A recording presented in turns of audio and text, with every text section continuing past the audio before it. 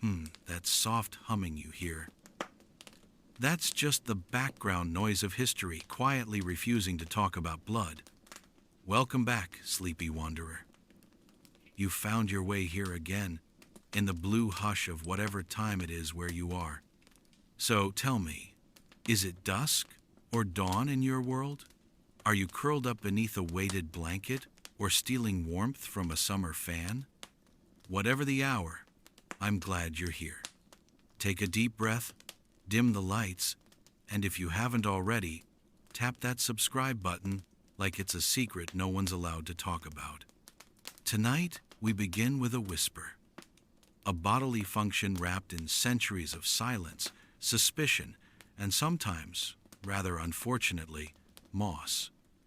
Because we're entering a world where periods were treated like curses, mysteries, and divine inconveniences. A world where the cycle of life began in blood, and no one wanted to talk about it. Not out loud, anyway. In the ancient city of long before alarm clocks and ginger tea, people recorded the stars, taxes, and temple debts on clay tablets. But periods? Barely a scratch. Mesopotamia, the so-called cradle of civilization, kept surprisingly quiet about menstrual blood. And when it did show up, it was often lumped in with things like evil discharges, demons, and days when you really shouldn't leave the house. The Temu, or ghost spirit, was thought to enter the body through any open place. And what they wondered was more open than a woman during her monthly bleeding. It wasn't personal, it was cosmological. A woman on her period was considered spiritually porous, not sinful, just inconvenient to the forces of order. So she stayed home, avoided sacred spaces, and quietly kept track of her days, long before anyone invented a calendar that acknowledged her. In ancient India, the Vedas, those vast poetic hymns that codified the world, didn't ignore menstruation. They just didn't want to be in the same room with it. Menstruation was considered impure, not because of the blood itself, but because it reminded people, especially men writing theology, that women had a power they couldn't control. The power to bleed without dying, to shed the inside of their bodies every month and still make dinner. Terrifying, really. Ritual impurity meant women weren't supposed to cook, clean, or enter temples while bleeding, which sounds oppressive, and often was, but sometimes it meant a brief reprieve from daily chores. Spiritual rest days. Because nothing says holiness like not having to do laundry. And then we have the Greeks. Oh, the Greeks. The men who gave us democracy, tragic theater, and philosophical footnotes longer than most novels, were also deeply confused about the uterus. Hippocrates. Yes, that Hippocrates believed the womb could wander around the body, causing everything from anxiety to hysteria. Not a metaphor, a literal migration. If you were emotional, short of breath, or not making babies quickly enough, your womb might be misbehaving, floating upward, looking for attention. And menstruation? That was the body's attempt to purge excess fluids and balance the humors. A bit like bleeding a patient, but self-directed. Your uterus was, in effect, doing preventative maintenance. So while philosophers debated virtue and courage, women quietly folded rags and hoped no one would notice the smell of iron and fear. Egypt, though? Egypt knew what was up. Their goddesses bled. Their papyri mentioned treatments for heavy periods, contraceptives, and pregnancy tests involving wheat and barley. They understood the body as a kind of calendar. A woman's cycle wasn't taboo. It was data. They even had something remarkably close to a tampon. Softened papyrus, rolled tight and inserted gently, because even in 1550 BCE, someone had the nerve to say, "I think we can do better than sitting on straw." Still, even the Egyptians weren't completely chill. Menstrual blood could be protective or dangerous, depending on the day, the direction of the wind, and whether your local priest had a headache. Blood was magic, but like all magic, it had rules. Let's talk about the rules. Not the ones written in law books, the ones whispered from mother to daughter.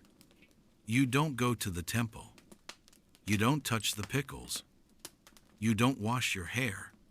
You sleep separately, wear darker clothes, and for heaven's sake, don't mention it around the men. Even in societies that treated menstruation with respect, there were limits. Because blood, while powerful, was also unsettling. It reminded people of death, of wounds, of things that leaked and couldn't be controlled. And control, historically, has been a favorite pastime of patriarchal institutions. In some ancient cultures, menstruation was a cause for celebration. The Navajo Dine people held a first moon ceremony when a girl began to bleed. She was honored, fed carefully, and taught that her body now held the rhythm of the earth. In Japan's Heian era, aristocratic women recorded their periods in court diaries with quiet elegance. Not shame, just an acknowledgement. As if to say, "Today I bled, and the world turned anyway." In parts of sub-Saharan Africa, menstrual huts offered solitude and sisterhood. Not always kindly, not always safe, but in some cases, the only place a woman could go and not be asked to serve dinner while cramping. And yet, through all this, we rarely find women's voices describing the experience. We have male scribes, theologians, philosophers, doctors, all writing about periods as if menstruation were an exotic weather pattern happening to someone else. Rarely do we hear a woman say, "It hurt today. I bled more than usual. My thighs ached and I felt like crying, but I had to walk 2 miles to fetch water anyway." No papyrus for that. No marble carving of cramps. No statue of a woman hunched over, whispering curses at the moon. Because history, as it's often told, wasn't written by the bleeding. Even the language betrayed us. In Latin, menstruus meant monthly.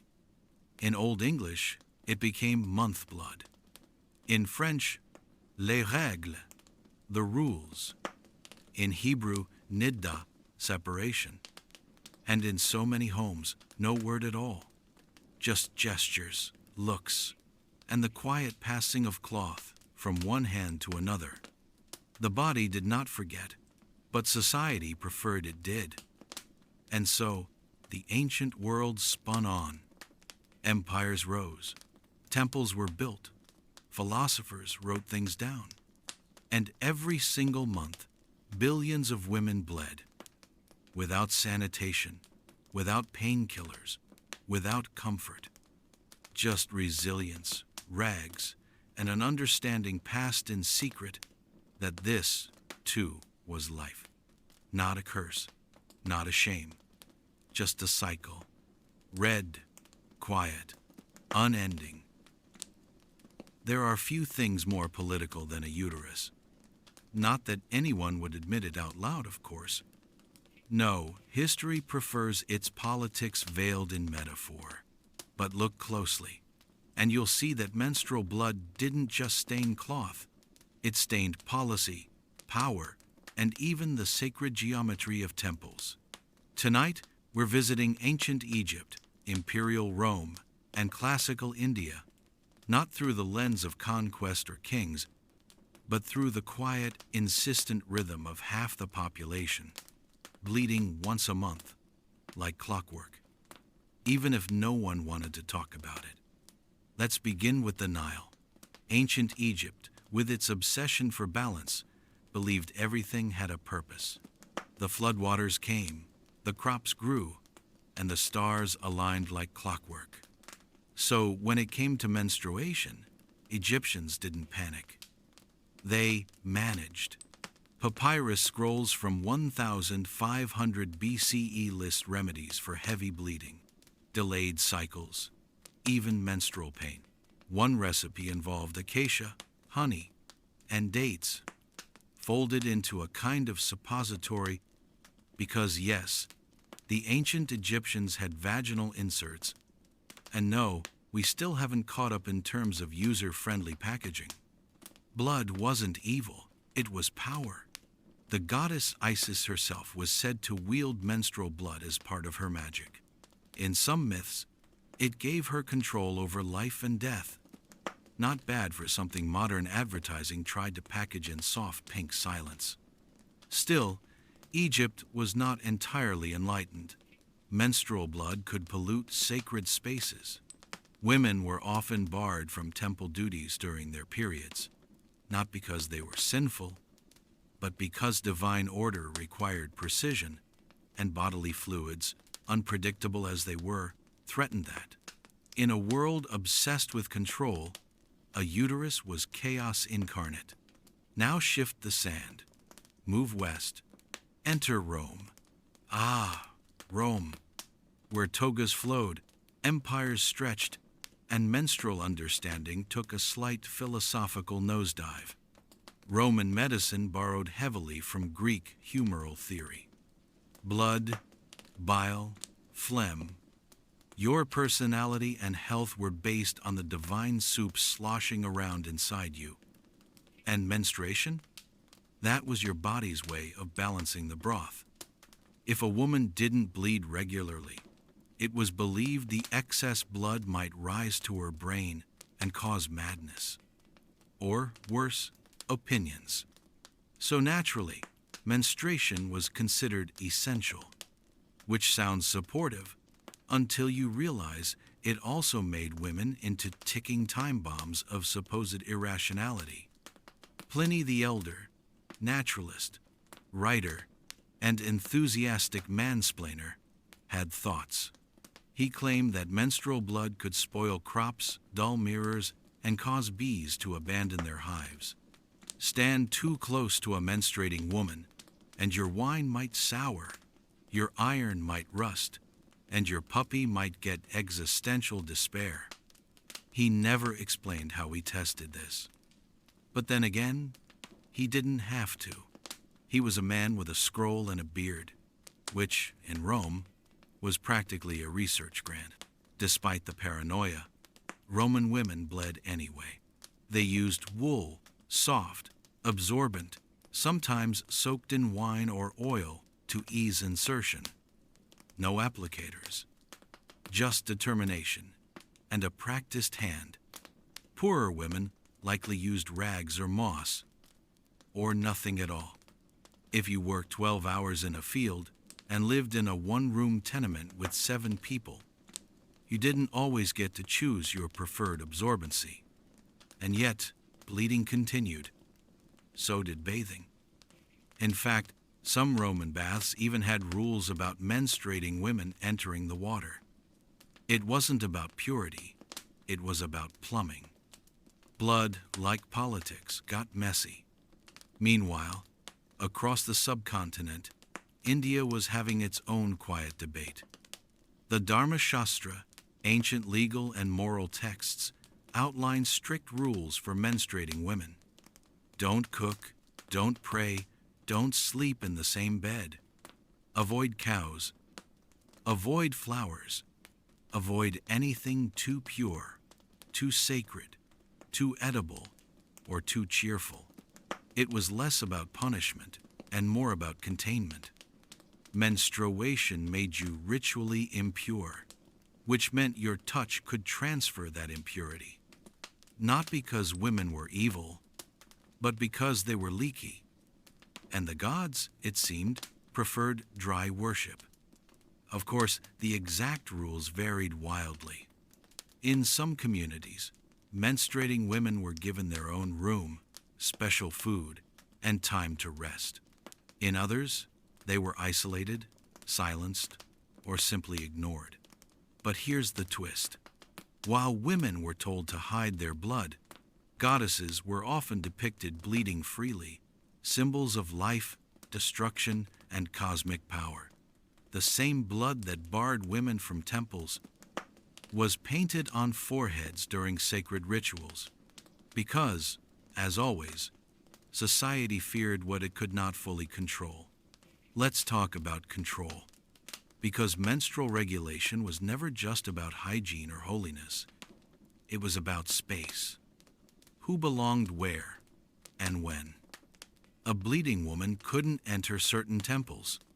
She couldn't handle scrolls, grind spices, or even, in some cases, speak during ceremonies. And so, menstruation became not just a biological event, but a spatial exile. Each month, she was reminded, however gently or cruelly, that her body marked her as other. A walking contradiction, sacred and suspect, powerful and polluting. And yet, life continued. Women bled. They birthed emperors, ground grain, whispered prayers, and got on with things. Because survival, unlike theology, doesn't pause for purity rituals. Let's pause here. Let's acknowledge the silence. Not the silence of peaceful reflection, but the enforced, uncomfortable kind. The kind that erased the lived experiences of half the population, from the scrolls, the stone, and the story. We don't have first-hand accounts from Roman washerwomen, or Egyptian farmers' wives, or temple girls in Tamil Nadu. No diaries, no daybooks. Just a few fragments from men in robes who considered menstruation more of a cautionary tale than a biological reality. And yet, the body remembers. The aching thighs, the quiet leaking, the folded cloth rinsed in river water, the knowing glance between sisters when a stain appeared and there were no spare garments to hide it. History likes to pretend it was made by soldiers and kings. But ask anyone who's ever bled through a festival day, or stood praying while clenching their pelvis, or stuffed straw between their legs and called it good enough. They'll tell you, empires rise and fall, but the uterus stays on schedule. Let's light a candle, shall we? Not for ambience, though that never hurts, but for the quiet rituals that lived in blood and in silence for thousands of years. Menstruation was never just a bodily event. It was ceremony, sometimes sacred, sometimes feared, but always, always significant.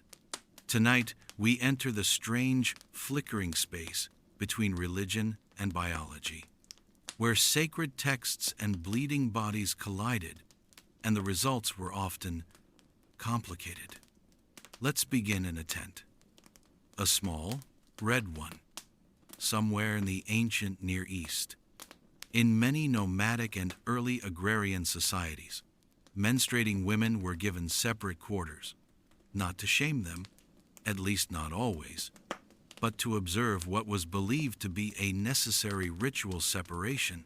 These were called menstrual huts or moon lodges, small spaces filled with other women, the smell of earth, dried herbs, and slow time.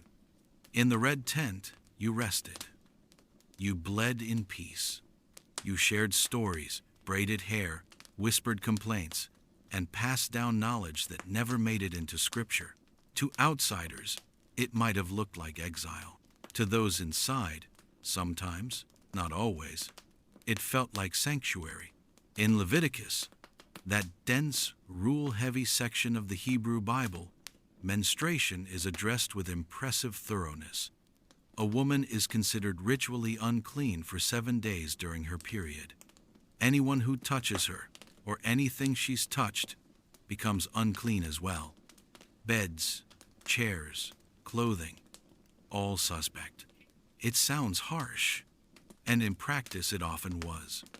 But purity in this context didn't mean moral filth. It meant readiness for sacred space. The body, they believed, needed spiritual calibration before it could be close to the divine. And menstrual blood? Well, that was powerful. Too powerful. So the rules weren't just about exclusion. They were about managing something considered volatile, like lightning or prophecy, or a goat with a grudge. Meanwhile, in Hindu traditions, we find a similar paradox. Menstruating women are barred from rituals, temples, and even kitchens because their bodies are in a heightened state of energy. Shakti, feminine power, was believed to be concentrated during menstruation, so intense, in fact, that it could disrupt the spiritual charge of a holy space. In a strange way, this exclusion was based not on impurity, but too much power. You don't bring a thunderstorm into the prayer room, and you don't let a bleeding woman near the family altar. The energy was considered overwhelming, unmanageable, like trying to light a candle in a wind tunnel. Still, this spiritual reasoning often translated into very earthly rules. No touching certain foods, no entering temples, no participating in festivals. Even when the logic was poetic, the practice was isolating. Now, let's move to the Pacific. Among the Maori of New Zealand, menstruation was also seen as sacred, a form of tapu, or holy restriction. Women who bled were not banished, but honored. Certain ceremonies marked the first menstruation, with chants and gifts and recognition, because the ability to bleed and not die was power. Literal, living power. But this didn't mean absolute equality. Tapu could still mean separation. Still meant that a woman on her period wasn't supposed to prepare food or enter certain areas. Sacred, but apart, which, historically, has been a recurring theme. It's tempting to romanticize these rituals, to imagine them as ancient spa days, but they weren't always kind. In parts of Nepal, Chopadi forced menstruating women into isolation huts, tiny, cold, often unsanitary. There, women were left alone during their periods. No fire, no company. Sometimes, no food from the family kitchen. It was outlawed in 2005. But laws don't dissolve culture overnight. And even today, some women still bleed alone in dark corners because the divine rules once said so. Still, not all rituals were meant to isolate. Some were meant to celebrate. In the Apache coming-of-age ceremony, a girl's first menstruation was marked by a 4-day ritual called the Sunrise Dance. She was painted with sacred pollen, guided by an elder woman, and danced until her legs ached. She became, for that brief moment, the embodiment of changing woman, a central deity of creation and fertility.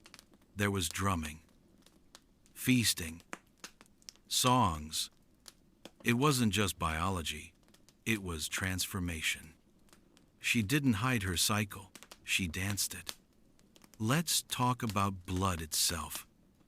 Because religions didn't just police menstruation, they obsessed over it. In Christianity, the Virgin Mary was often described as immaculate. One interpretation? She never menstruated, because bleeding, it was thought, was too messy for someone that holy.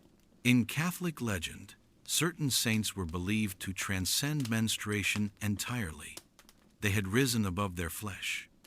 No cycles, no blood, just pure, quiet suffering, preferably with tasteful lighting and visible ribs. Meanwhile, in medieval Europe, some believed menstrual blood had magical properties. It could curse crops, heal wounds, or drive a man mad with lust, which is a wide resume for a bodily fluid. One text warned that a man exposed to a woman's period blood might become weak and tremble. Another claimed it could kill bees. Poor bees. But women? Women knew differently. They saved the blood sometimes, mixed it with herbs, fed it to the soil, anointed amulets, wiped it onto stones for fertility, or courage, or protection. This wasn't superstition. It was understanding. The body and its rhythms were seen as part of the earth's greater cycle. Even when banned from ritual, women quietly made their own. Out of cloth, out of pain, out of whatever the moon whispered in their ears. And here's the quiet rebellion. For every rule that said go away, women stayed. They cooked, they prayed, they sang lullabies with blood in their veins and a cloth between their legs. For every law that said unclean, they folded rags, smiled politely, and kept moving. Even in exile, they made community. Even in silence, they spoke. Through touch, through scent, through stories whispered in corners while the men talked theology in public squares. They bled in temples anyway. They birthed gods and emperors and second sons with poor attitudes. They cleaned the floor when the blood leaked. They washed the sheets in the river. They watched the moon. And they remembered. So the next time someone calls periods unnatural, or says it's gross or inappropriate to talk about, remind them that the oldest rituals in the world were once built around this exact cycle. That temples were designed to keep it out, only because they knew how powerful it really was. Before there were wings, pads, or polite euphemisms, there were whatever you could find. Tonight, we leave behind the temples and taboos and enter the realm of practical survival. Because when you're bleeding monthly without access to modern hygiene products, you improvise. Often, creatively, uncomfortably. Let's talk about what women actually used. Rags, rolls, reeds, and a level of stoic endurance that deserves more than a footnote in a medical journal. Let's begin in ancient Egypt again, because while they had priests and papyrus, they also had something quite close to a tampon. Softened papyrus was rolled into a small plug, simple, absorbent, not unlike what you'd make if you were stuck in a museum without modern plumbing. No applicators, no plastic, just the knowledge passed from mother to daughter. Fold this, roll that, and hope it holds. Sometimes bits of wool were used, or linen, prized for its softness. One woman's cast-off tunic became another's monthly necessity. Recycling, long before marketing made it fashionable. In Greece, there's less evidence, but strong implication. Women likely used wool as well, fashioned into small pads or twisted into tampons. They called them catamenia, from the word for monthly things. Not exactly poetic, but then again, they were busy fighting Spartans and debating ethics. No time for branding. And when wool wasn't available, moss. Yes, actual moss, especially in the colder north, where sphagnum moss acted as a natural sponge. It grew abundantly, was soft to the touch, and had some antibacterial properties. You just had to collect it, dry it, fold it properly, and trust it wouldn't betray you mid-market day. Roman women used folded rags, called sudaria, tucked into belts or sashes. There were no adhesives, just gravity, fabric, and the hope that nobody noticed. Some theories suggest early belts, rudimentary harnesses to hold absorbent materials in place, like a medieval garter, but less lace and more survival. We know they had the idea. We just don't have the testimonies. No Roman woman left behind a diary titled Bleeding and the Baths, My Monthly Struggles, though I like to think someone tried. In medieval Europe, the options got heavier. And not in a metaphorical sense. Cloth pads were often used, folded multiple times and washed between cycles. These were sometimes pinned into undergarments, which, by the way, were themselves often optional. Working-class women didn't always wear drawers. So unless you were wealthy or layered up for winter, your menstrual cloth had to do all the work, unsupported, unsung, and likely slightly askew. If you were lucky, you had the belt, a loop of leather or fabric that wrapped around the waist, with a cloth pad fastened underneath. Uncomfortable, yes. But when your alternative is bleeding directly into your only dress, you tighten the belt. Let's not forget the standing method. In some cultures and time periods, women simply let it flow, especially in hot climates, or among communities where laundry was scarce and modesty was negotiable. A long tunic, maybe a loincloth, and the rest was the earth's problem. You bled while squatting to cook, while tending the fire, while giving birth to your fifth child and telling your oldest to stop throwing rocks at the goats. There was no shame, just reality, and maybe a stain in the dirt. In East Asia, ingenuity took other forms. In ancient China, some women used rolled bits of paper, absorbent, easily changed, and disposable, assuming you had paper, and weren't using it to record your husband's genealogy. Other sources mention cotton, hemp, or silk waste, scraps from the loom repurposed as monthly liners. In Japan, early period care sometimes involved layered fabric held in place with a sash. By the Edo period, pads made of plant fibers or cloth became more standardized. Still uncomfortable, still visible under a kimono if you weren't careful. But at least there was method. And how were these materials cleaned?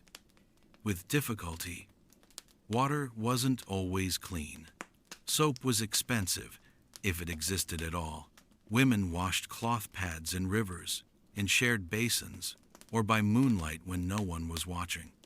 And drying, that required sun, airflow, and discretion, which meant many pads were tucked under roof beams, hidden in bushes, or left inside hearths overnight, because the blood was private. But the cloth?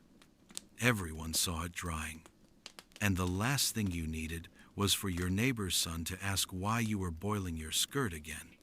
Smell was another challenge.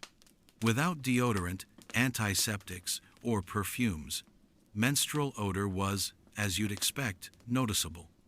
Women used herbs. Lavender tucked in underclothes.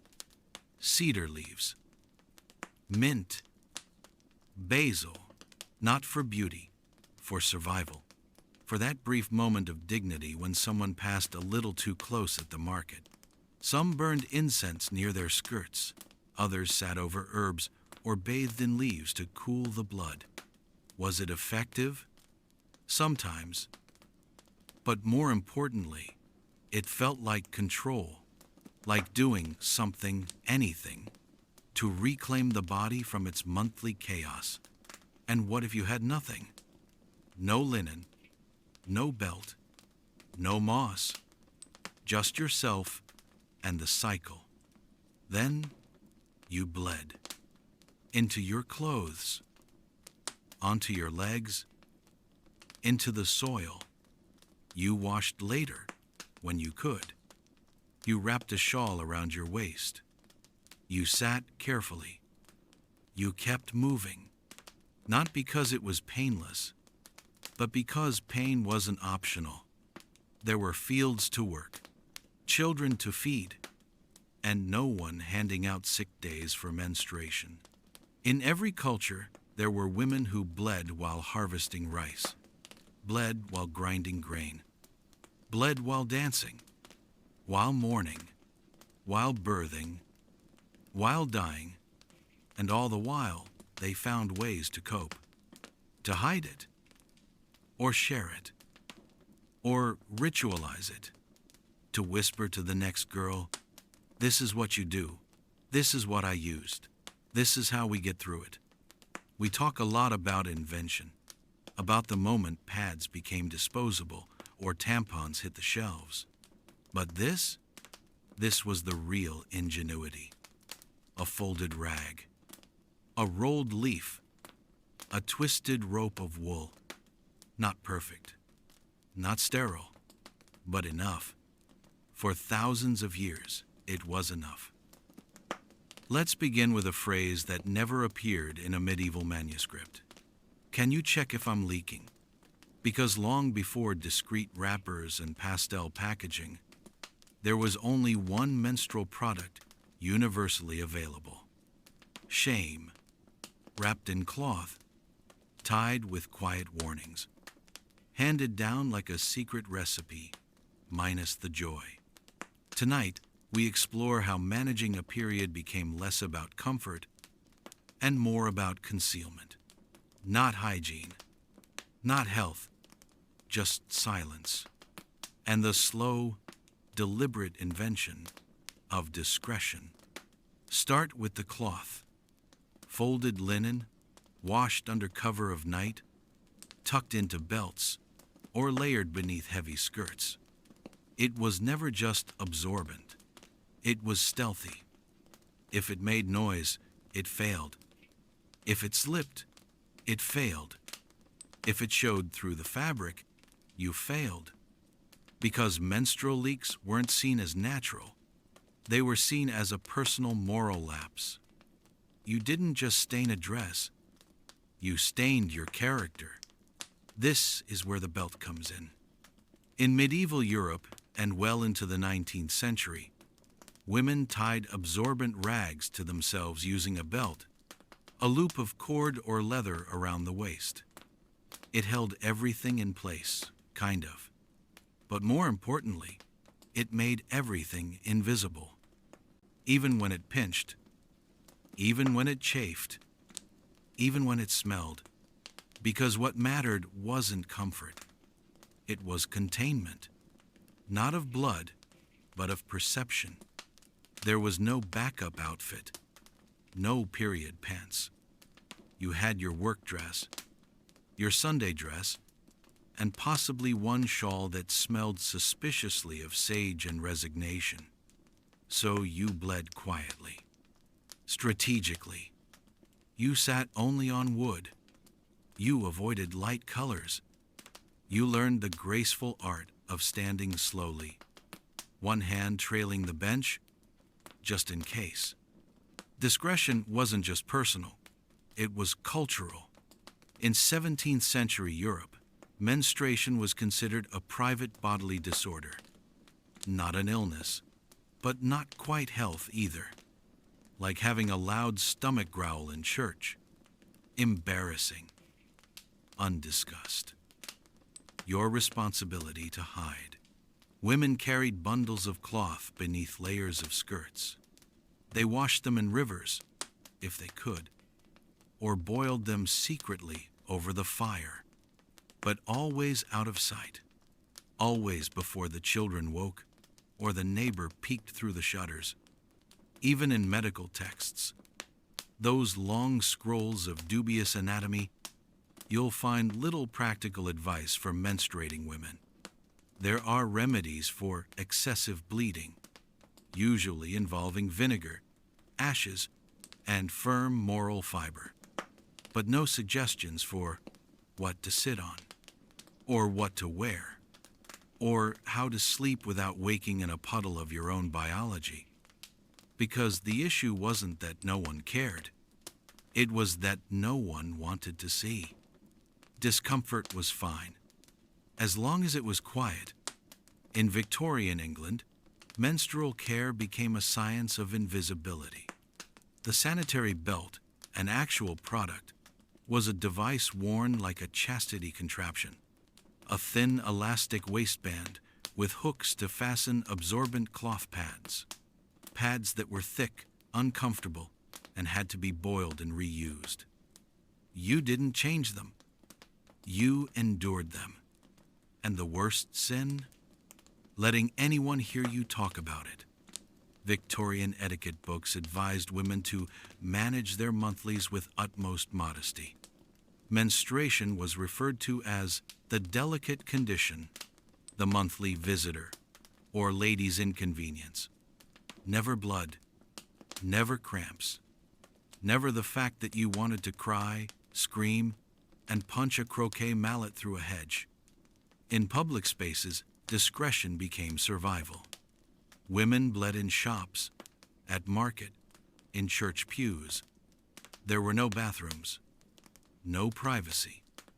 So they learned to time their movements, to carry a discreet bundle in their apron, to fold a cloth over a seat before sitting, to sit still for hours. If a stain appeared, you wrapped your shawl lower, or blamed the weather, or left quietly. Even among friends, you rarely spoke about it. You might hint, "I've got my days," or "I'm feeling delicate."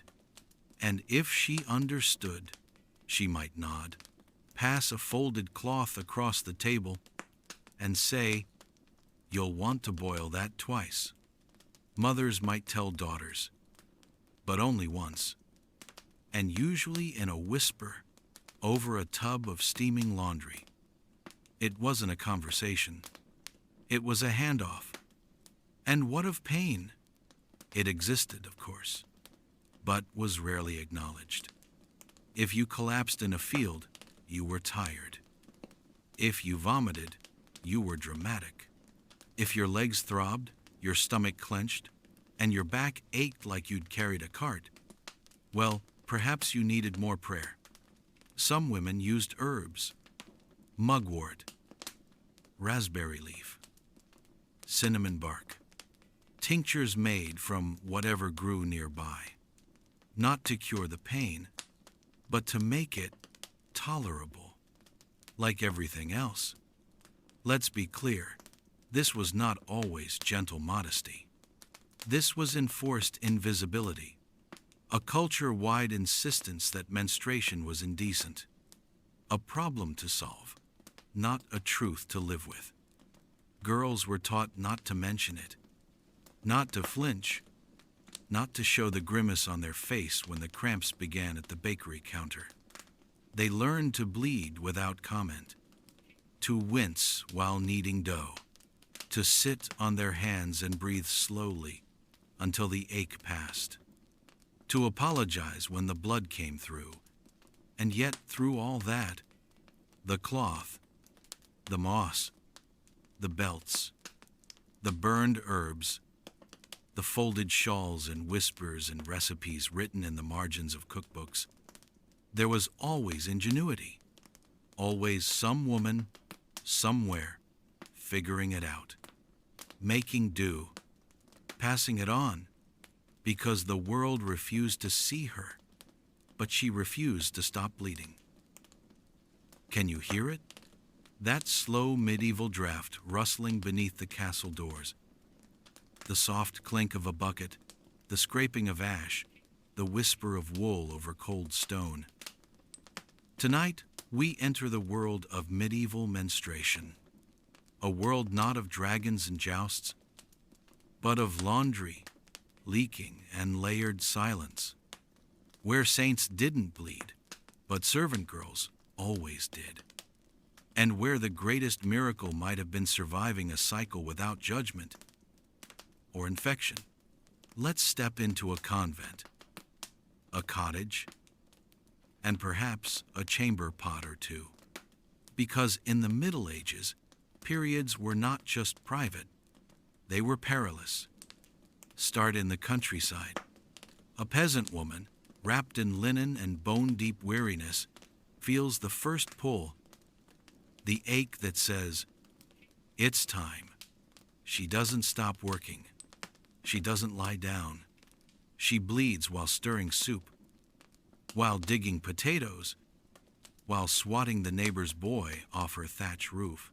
She might tie a folded rag between her legs, a scrap of old linen, worn thin and reused until it softened to the shape of her own thighs. No belt, no underwear, just friction and fabric. And if she leaks, she scrubs the stain out later.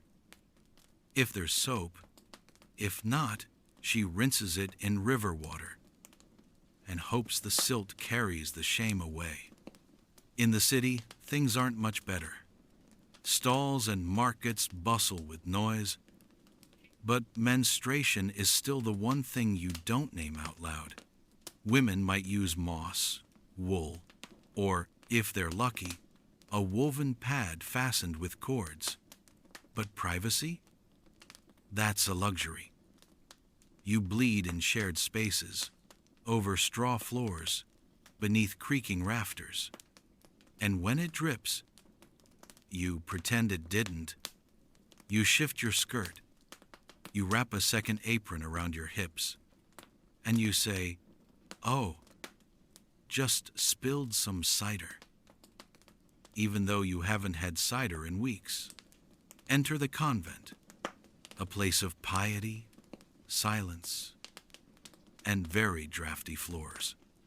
Nuns were not exempt from bleeding, though records rarely mention it, because when you're transcribing holy texts, Sister Agnes changed her cloth again, doesn't quite make the margins.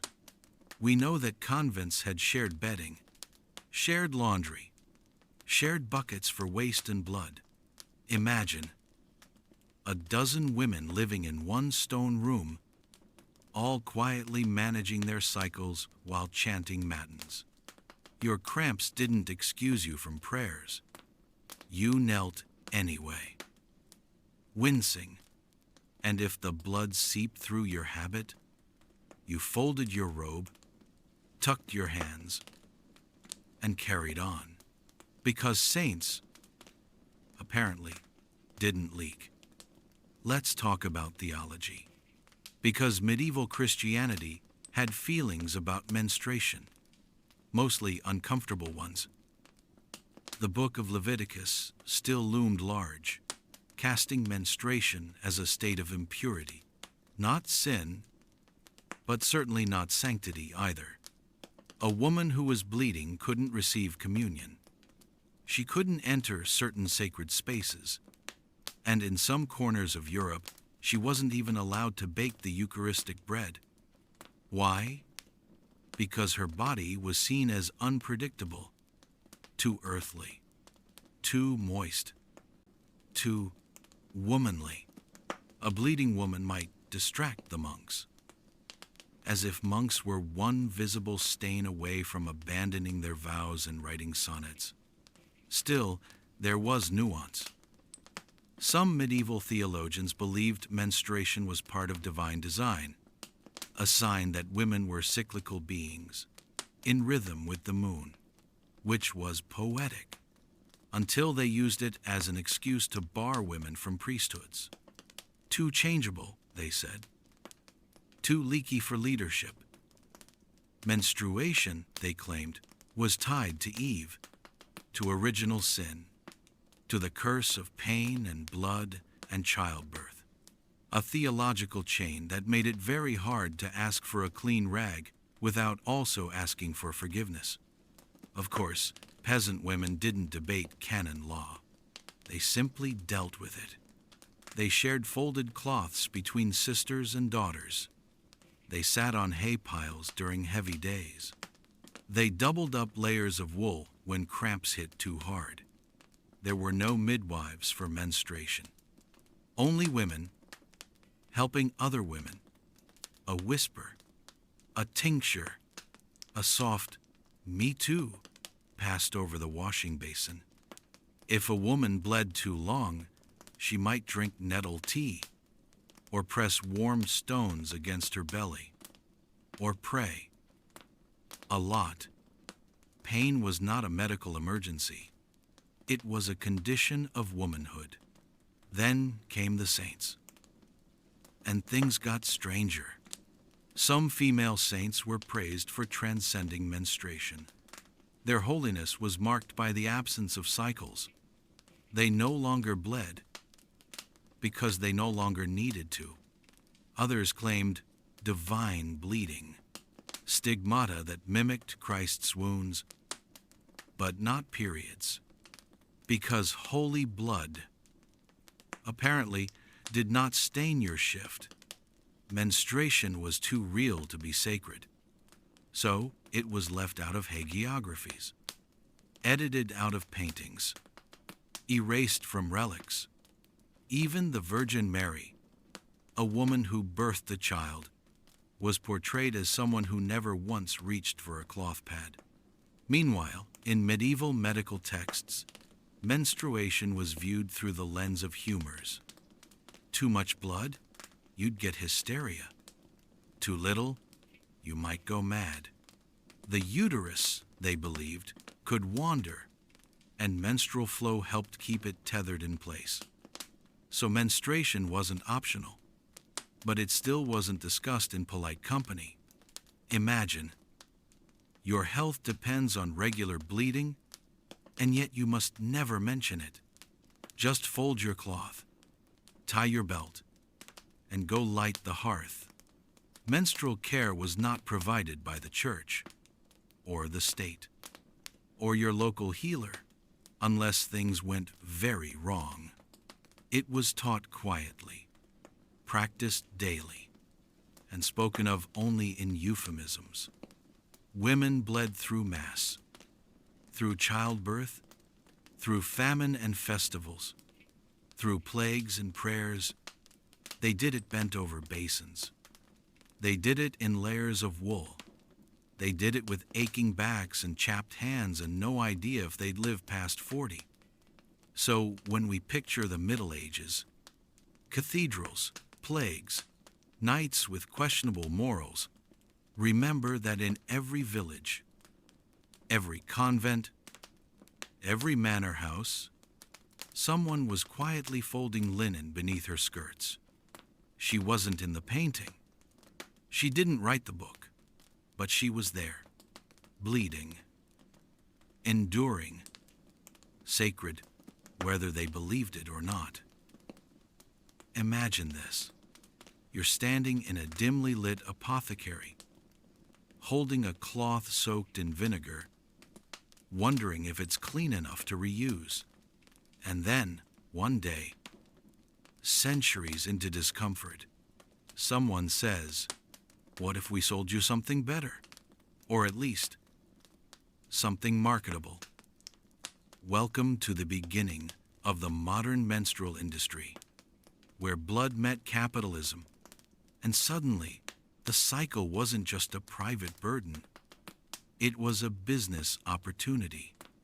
Tonight, we unwrap the soft pink packaging of history's first disposable pads, peek behind the scented curtains, and examine how menstruation went from whispered chore to multi-million-dollar market. It started, as many things do, with war. During World War I, nurses on the battlefield discovered that cellulose, a wood pulp material used for bandages, was far more absorbent than cloth. They used it to soak up blood, all kinds of blood. And when the war ended, that same material followed women home. Only now it came with instructions and a price tag. In 1920, Kimberly-Clark introduced the first commercial sanitary napkin, Kotex, short for cotton-like texture. It was thin, disposable, and revolutionary. Except for one thing. No one wanted to buy it. At least, not in public.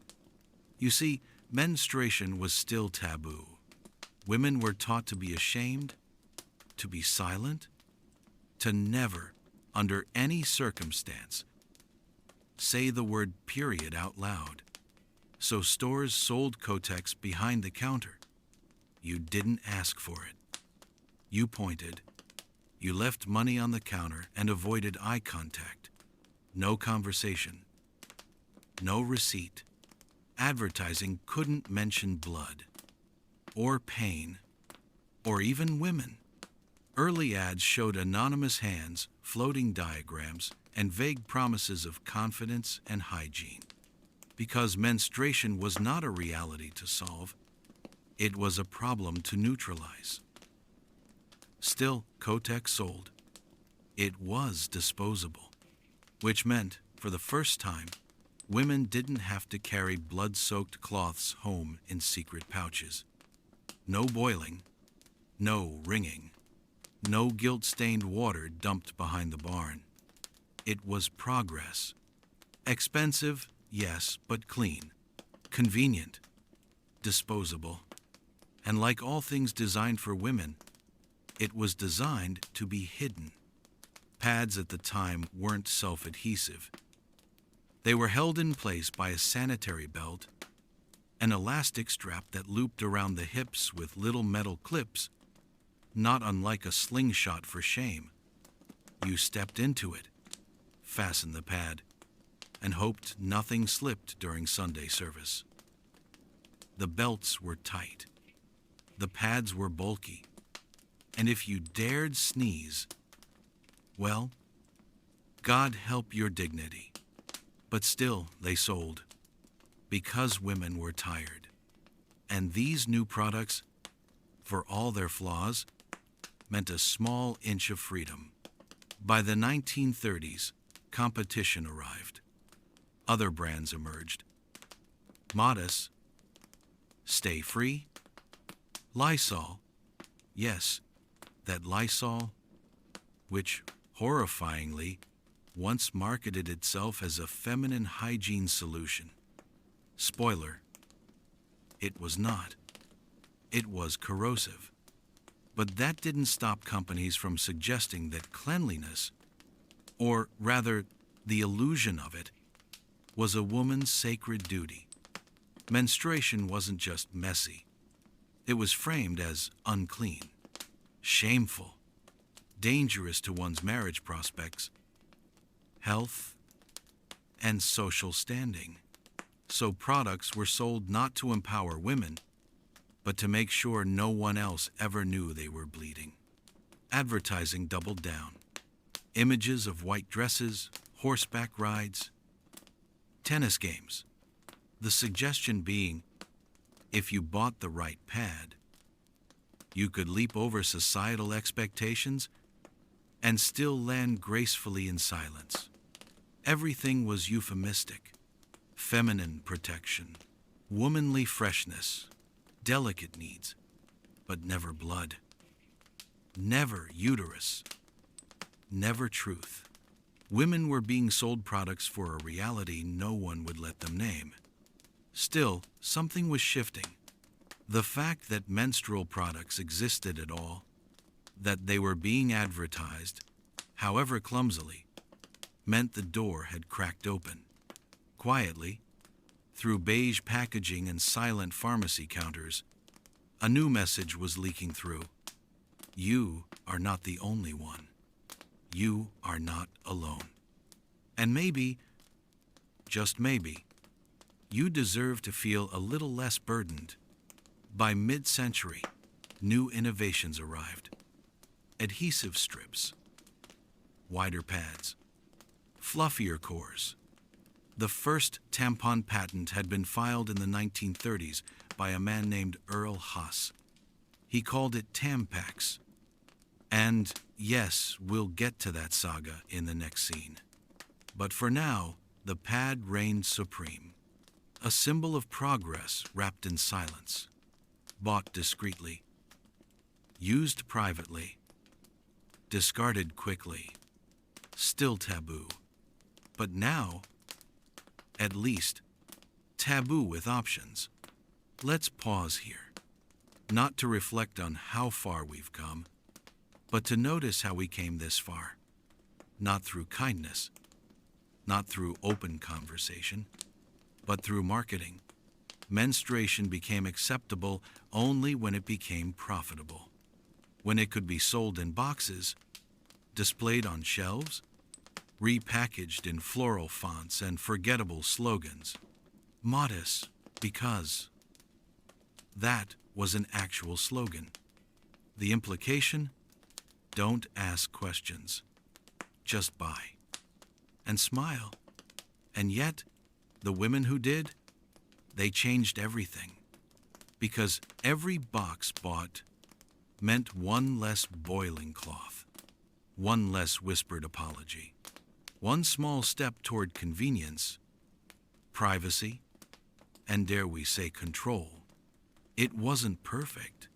It wasn't fair. But it was something. And for women who'd spent centuries folding rags in the dark, something was worth everything. It's the 19th century. You're wearing 4 layers of petticoats, a chemise, a steel-boned corset, and a moral code so heavy it's practically its own garment. Your uterus? It's not just inconvenient. It's embarrassing, borderline scandalous, possibly diagnosable. Tonight, we venture into Victorian menstruation, where bleeding was a delicate condition. Fainting was fashionable, and the corset wasn't just about the waist. It was a tightly woven metaphor for society's grip on women's bodies. Spoiler, it pinched. Let's begin with the corset. It cinched the waist, yes, often dramatically, but it also compressed the abdomen, the ribs, and, rather uncomfortably, the reproductive organs. Women were expected to wear them nearly every day. Laced tight for fashion, posture, and moral restraint. What did this mean for menstruation? Well, imagine trying to manage cramps while your lower torso is being quietly folded like a Victorian letter. The corset didn't cause menstruation problems, but it certainly didn't help. Pain was normal. Discomfort was feminine. And anything stronger than a vague stomachache was treated with either fainting salts or suspicion. Medical understanding at the time was a charming cocktail of myth, misogyny, and occasional mercury. Doctors believed that menstruation was nature's way of purifying a woman, a monthly bloodletting to rid the body of toxins and moral unrest. Too much blood? Hysteria. Too little? Uterine congestion. The cure for both? Rest, or marriage, or leeches, applied lovingly to the thighs. Actual quote from a Victorian medical manual: "A healthy woman should not be inconvenienced by her menses, unless she is overeducated or emotionally unstable." Lovely. And when the bleeding started, sanitary pads were not standard yet. Cloth rags were still common, pinned into place with hope, friction, and the structural support of corsetry. Discomfort wasn't discussed. Women were expected to manage their affairs with grace, silence, and a deep-seated fear of visible staining. If a woman felt faint, it was attributed to nerves, not to blood loss, not to iron deficiency, certainly not to the fact that she was leaking monthly into a wool petticoat in July. Enter the fainting couch, a staple of Victorian decor, but also a social prop. Women were encouraged to recline when unwell, not because anyone planned to address the root cause, but because collapsing elegantly was more acceptable than admitting uterine pain. You didn't say, "I have cramps." You said, "I'm feeling quite overcome," and hoped someone brought you a lavender-scented compress. Doctors, naturally, had ideas. One suggestion? A hysterectomy, removal of the uterus for heavy periods, or any periods, or opinions. It was performed without anesthesia. By the way, progress. And what about young girls? The onset of menstruation, or menarche, was met with a mixture of horror and vague etiquette. Some girls weren't told anything at all. They simply woke up bleeding, screamed, and were told to hush. Others received instructions through whispered euphemisms. You're becoming a woman now. Don't lift anything heavy. And, most baffling, don't eat pickles. The fear was not of pain, but of impropriety. A menstruating girl was now sexually mature, which meant she was dangerous to men, to herself, to white linens, so she was watched, warned, and often married off before her cycle could fully establish itself. Let's return to menstrual products, or lack thereof. Homemade cloths were still the norm, sometimes padded with flannel, folded into rectangles, and washed in secret. If you were wealthy, you might have your laundry handled by a maid, who, of course, had no such luxuries herself. Some women used sponges, sea sponges, trimmed and inserted like primitive tampons. Effective, if uncomfortable. Reusable, if thoroughly cleaned. Invisible, which, of course, was the goal. Others simply bled into layers of underclothes. Let it soak. Let it dry. Let it be nobody's business. And what of men? Men weren't just uninformed. They were actively shielded. Husbands might not know when their wives were menstruating.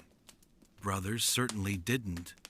Even doctors, the very men writing treatises on the uterus, often refused to examine women directly.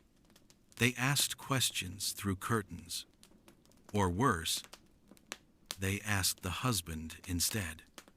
The body was seen as too vulgar, too intimate, too morally complicated to confront head-on. So they theorized. They speculated.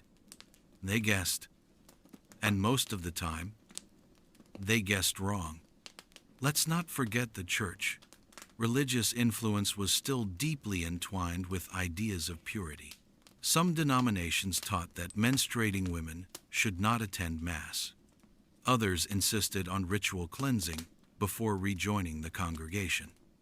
In confessionals, priests offered advice on how to suppress unclean thoughts during one's cycle, as if the greatest sin a woman could commit was acknowledging that her body had needs, or patterns, or pain.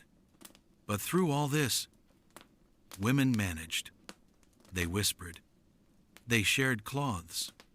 They learned to move quietly, sit carefully, and breathe through the ache. They kept records and diaries when they could write. They used iron-rich foods to help the blood replenish. They drank teas. They prayed. They endured. Because there were still floors to scrub, dresses to starch, letters to post, and corsets to tighten, whether the blood had started or not. Let's end here, on a quiet note. In a parlor, with a girl, age 14, holding a folded cloth in her lap, listening to the sound of the grandfather clock as she feels the first dull cramp settle in. She doesn't cry. She doesn't speak. She simply ties the belt, lifts her chin, and walks back into the room. Because the blood might have come, but the silence that came first. And for many, it stayed long after. Imagine a world where the most controversial object is a piece of cotton on a string, small, absorbent, useful, and, apparently, a moral threat. Tonight, we explore the rise of the tampon an invention that offered freedom, privacy, and discretion, and was immediately greeted with fear, confusion, and the occasional full-blown moral crisis. Because in the 20th century, managing your period was still a delicate subject. But managing it internally? Well, that was practically witchcraft. The modern tampon was patented in 1931 by a man named Earl Haas, a Colorado physician. He had heard from a friend, a dancer no less, that menstrual cloths were bulky, restrictive, and ruined every leotard she owned. So he designed something discreet. A plug of compressed cotton with a cardboard applicator meant to be inserted into the vaginal canal. He called it Tampax, short for tampon and packaged. Clean, clinical, marketable. But when he tried to sell the idea, most investors balked. Women won't go for that, they said. It's too invasive. It's unladylike. Which is a bold claim from men who had never once dealt with a surprise period on a train. Still, Haas found support. And in 1936, Tampax officially launched. Ads emphasized cleanliness, discretion, freedom of movement. You could swim, dance, wear white, all without anyone knowing that your uterus was shedding its monthly regrets. But there was a catch. Or rather, several. First, virginity. Yes, the idea that inserting anything into the vagina might compromise a woman's purity. Medical journals debated it. Religious leaders denounced it. Mothers hesitated. Tampons, they feared, might tear the hymen, which, as every pearl-clutching aunt in 1940 knew, was the holy seal of maidenhood. Never mind that hymens vary wildly, or that horseback riding, gymnastics, or simply living can alter one's anatomy. The fear wasn't anatomical. It was ideological, because a woman who inserted something, anything, into herself was clearly one step away from moral ruin. Second, sexuality. Tampons, some believed, could be pleasurable, which made them dangerous. If a young woman learned to feel comfortable with her own body, who knows what she might discover next? Desire? Autonomy? Votes? So tampons were whispered about, passed quietly between college roommates, prescribed cautiously by progressive doctors, and avoided entirely by others, especially those under the watchful eye of conservative mothers and nervous priests. Third, health. There were legitimate concerns. Tampons in the 1930s had no standardized absorbency, no warning labels, no clear instructions. Women reused them, forgot them, occasionally, disastrously, left them in for days. Toxic shock syndrome would not be identified until decades later, but even in the early days, there were infections, fevers, unpleasant outcomes. And still, they were used. Because for many, the alternative was blood-soaked cloths, visible stains, and a world that refused to talk about any of it. Advertising had a challenge. How do you sell a product you can't show, for a process you're not allowed to mention, to people who aren't allowed to speak? The answer?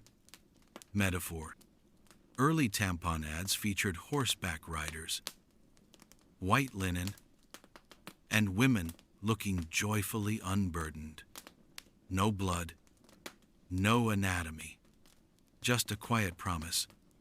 No one will know.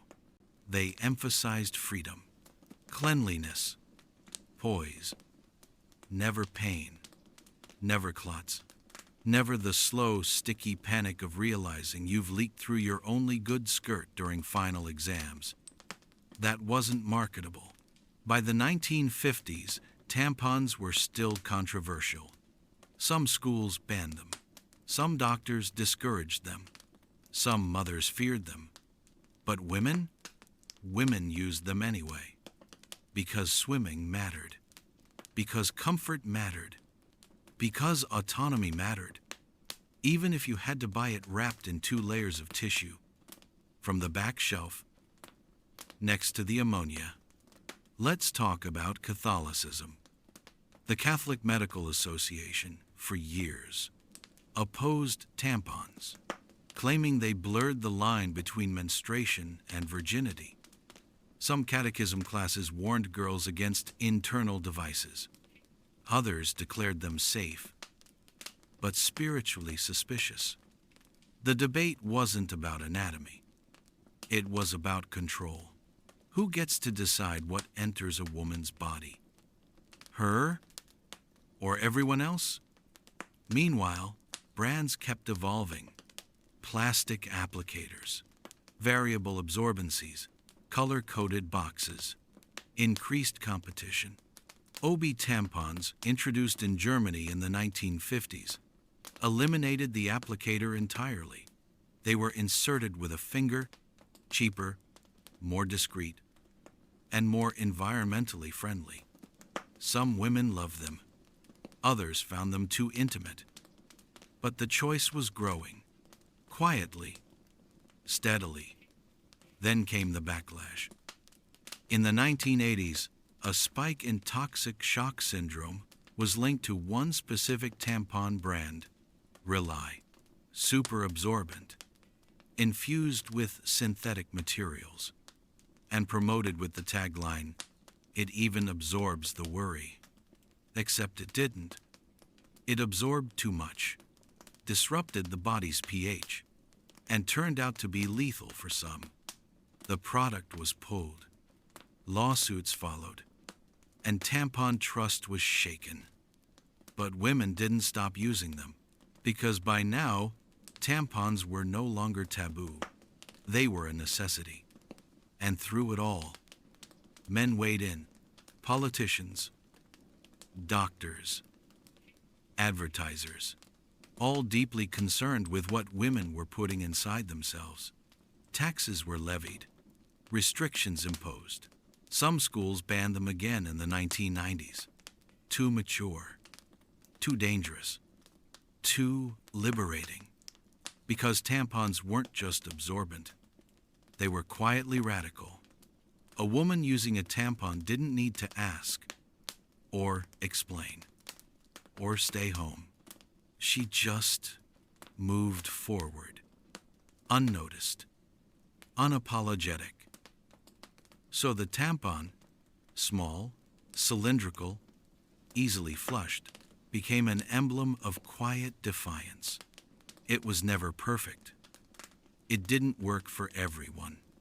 But it gave women one more way to manage their bodies, without permission, without shame, which, in a world determined to control both, was nothing short of revolutionary. It's the mid-20th century. A woman in heels walks into a drugstore. She's wearing a tailored coat, a calm expression, and the exact amount of lipstick required to be taken seriously. She approaches the aisle, that aisle where all the boxes are pink, the words are vague, and the silence is deafening. She picks up a box labeled Feminine Protection, pays without a word, and carries it home like it's a secret. This is the post-war era, an age of progress, prosperity, and profound discomfort with the female body. Tonight, we step into the age of suburbia and suppression, when advertising got louder, but the truth stayed buried in cellophane and euphemism. After World War II, everything changed. Women had worked. They had riveted, welded, farmed, typed, and bandaged. They had bled on factory floors and in wartime hospitals. And when the war ended, they were told to go home, put on an apron, smile. But their bodies didn't retreat.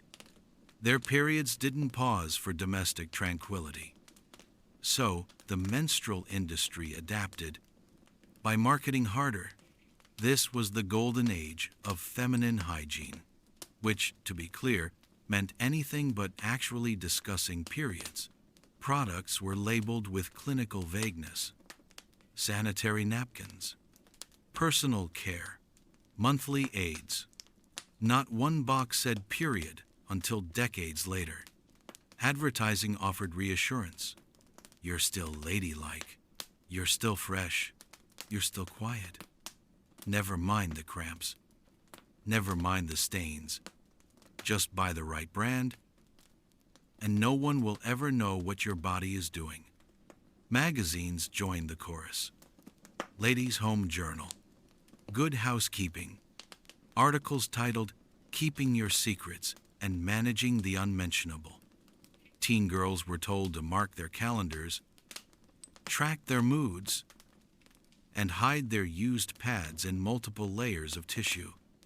Mothers passed down coded advice. Don't let anyone know. Use the good towel. Never flush anything. Girls learned to carry their products in discreet pouches. Boys were not to know. Fathers were not to ask. Because menstruation wasn't shameful, as long as no one saw it. Let's talk packaging. Boxes became pastel. Soft curves, cursive fonts, flowers, always flowers. As if menstruation were a secret garden you only tended when no one was watching. Why flowers? Because blood was too real, too raw, too female. Brands competed to be the most delicate. Kotex, Modes, Tampax. Every label promised discretion, control, and a complete absence of reality.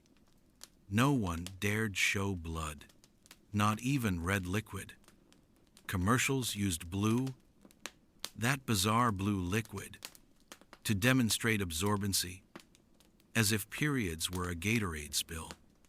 And yet, sales boomed, because behind the petticoats and pearls, women were still bleeding, still cramping, still stuffing tissues into the bottom of their handbags, and pretending nothing was happening. In the 1950s and 60s, pads became thinner, belts improved, tampons became more widely accepted, with enough disclaimers. Instructions often reassured users. This will not affect your virginity. This is not unnatural. This is safe, as long as you don't insert it wrong. Safe, but suspicious. Useful, but still not discussed at dinner. Even medical advice was carefully curated.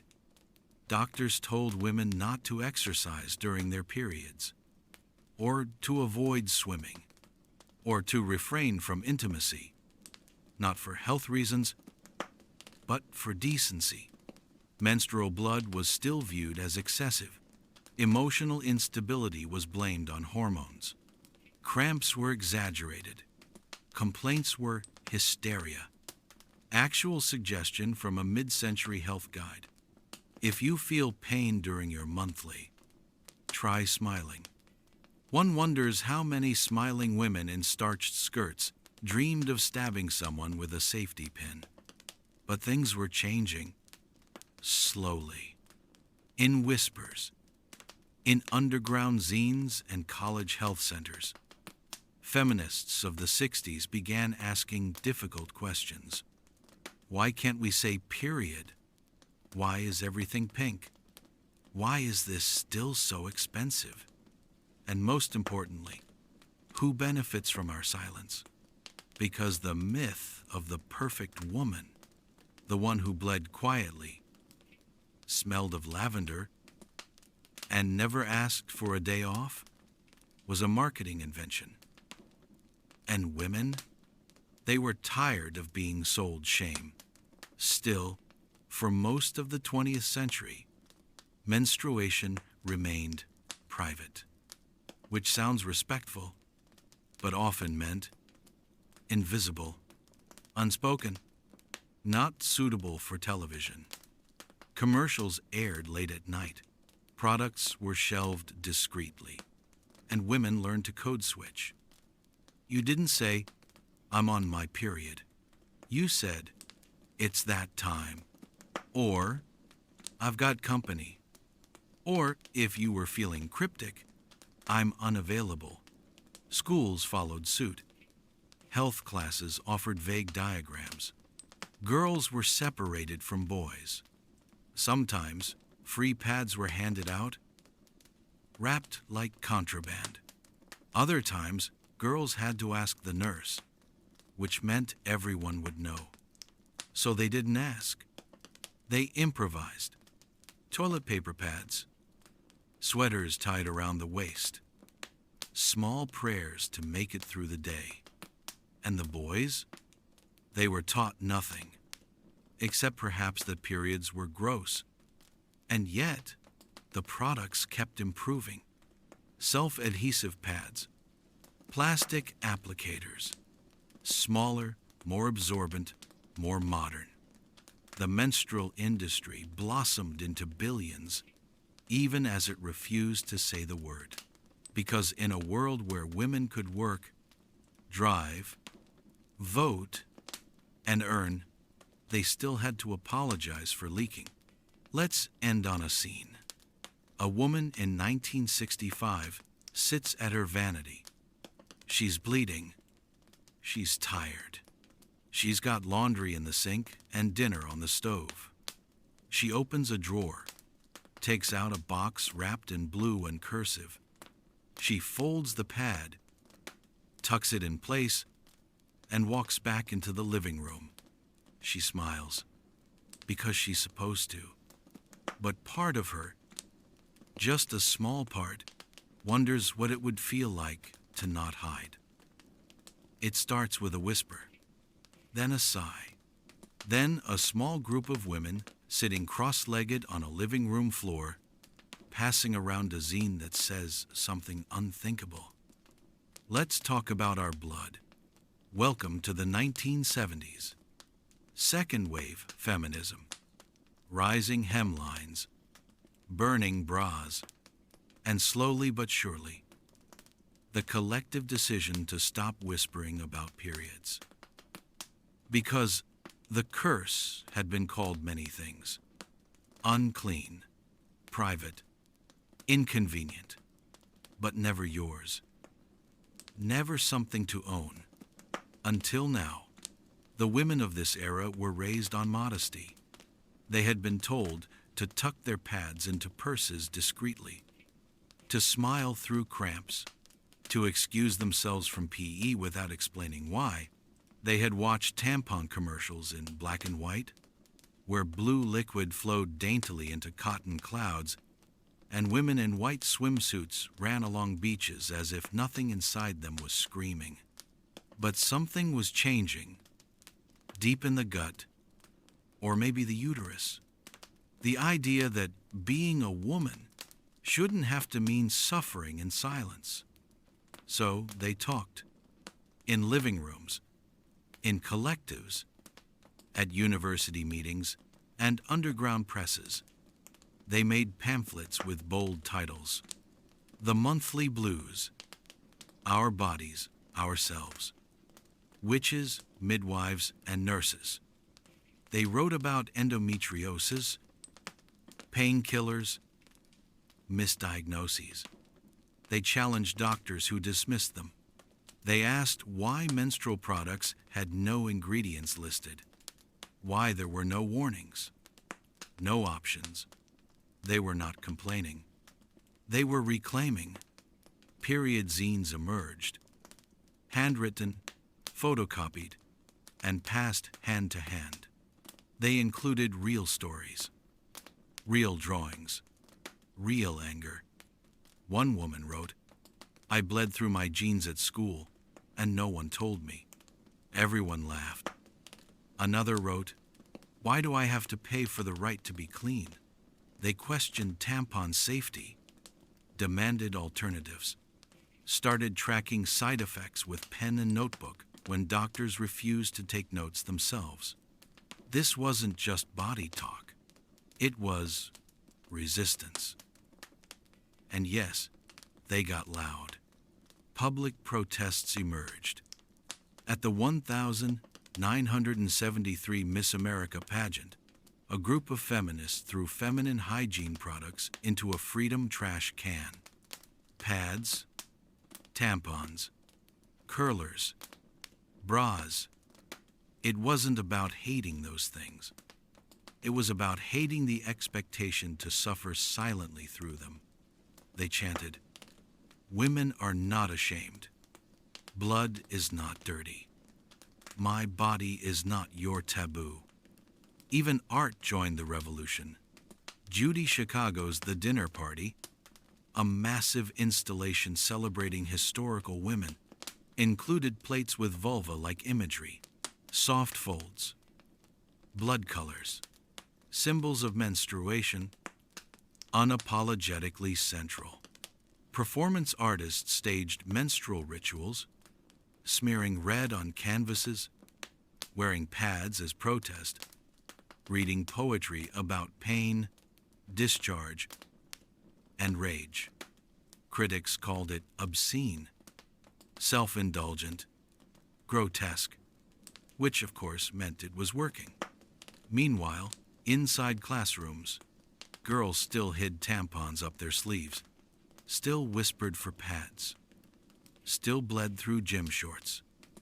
Because for all the shouting on the streets, in many homes, the rule stayed the same. Don't talk about it. Don't ask. Don't make a scene. But one group kept pushing. Teenagers. The riot girl movement of the 1990s took things even further. Zines like Snarla, Gunk, and Bleed made menstruation a political act. They wrote in red ink, named their cycles, made art out of pads. Some bands wrote lyrics about leaking. Some screamed the word period until the mic cut out. It wasn't always elegant, but it was honest, because girls had spent generations hiding their pain. Now they were painting it on lockers. Let's talk about shame.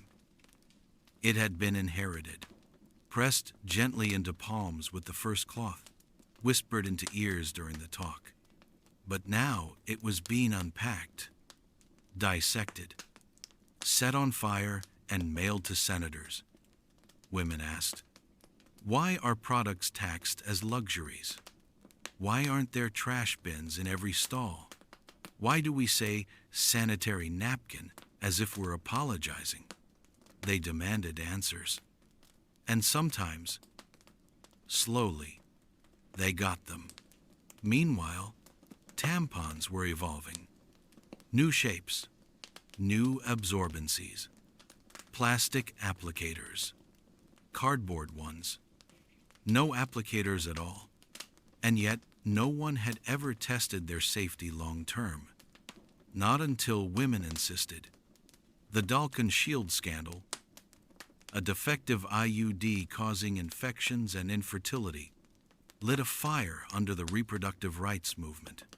Menstrual health could no longer be ignored, because it was never just about blood. It was about control. At the same time, corporations tried to keep up. Advertising shifted, slowly. A 1985 commercial featuring Courtney Cox was the first to use the word period on television. Just once. But it cracked the glass. Viewers were shocked. Letters poured in. Some stations refused to air it. But the door, finally, had opened. And so the curse got loud. Not angry. Not vulgar. Just visible. A woman holding a pad in the grocery line without hiding it behind a magazine. A girl telling her coach, "I have cramps," and meaning it. A zine that said, "Your blood is not a burden. It wasn't perfect, but it was progress. The spell of silence had broken. And in its place, a conversation. Picture this. You're in a supermarket. Fluorescent lights. Smooth tile floors. The faint scent of floor polish and expired coupons. You turn the corner, and there it is. The feminine care aisle. Quiet. Blush-colored. Avoided by adolescent boys and confused fathers. The only aisle where shame has its own section. Here, blood isn't red. It's lavender. It's sky blue. It's disguised behind plastic wrappers that crinkle just softly enough to pretend they aren't there. But things are beginning to change. For decades, menstrual products had been carefully curated to appear as unmenstrual as possible. No mention of blood, no visible staining, and certainly no images of actual bodies.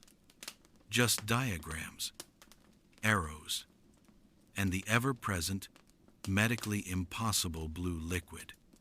Because the last thing marketing wanted was to remind anyone that this product existed for bleeding. The goal wasn't education. It was illusion. Then, in the early 2000s, someone made a radical suggestion. What if we told the truth? In 2010, Always launched the Like a Girl campaign. It was a turning point. Not perfect, but bold.